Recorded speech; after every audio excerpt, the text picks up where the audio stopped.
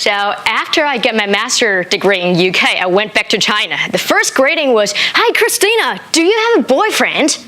After I heard that 10 times a day, I know something was wrong there.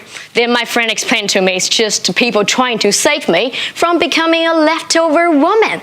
Then who is a leftover woman? Sounds like leftover food. It has a definition. 5 features: well-educated, highly paid, independent, over 27 years old, and most importantly, unmarried. Terms like leftover women can also be heard in other Asian Pacific countries. For example, in Singapore, it's Christmas cake. Means no one wants to eat Christmas cake after Christmas. But it's informally and an everyday slogan. In China, the definition of leftover women was given by the Chinese government, and the media have been promoting the term widely, referring to a crisis in growing number of these women who cannot find a husband. The number of unmarried women in China was tripled in the last 5 years. However, the number of unmarried men still remains higher. So, in theory, it's one single woman can have 2 husbands.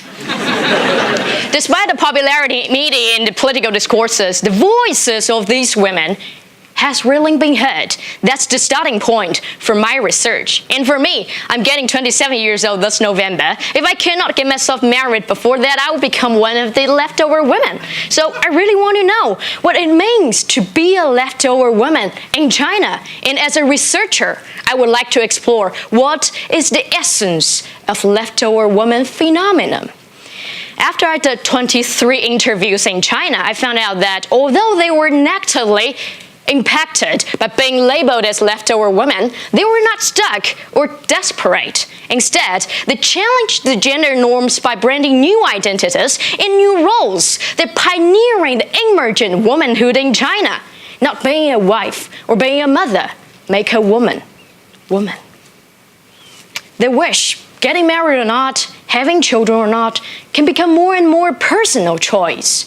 In particular, a woman not only has the right to get married, to have children, but also has the right to not get married and not have children. Society, media, parents, or even their partners cannot use violence, stigma, or in the name of love to deprive of such rights. So, we believe that a person from a life with or without marriage, have or not have children, can receive, maybe in different ways, but should be equally rich happiness. Thank you so much.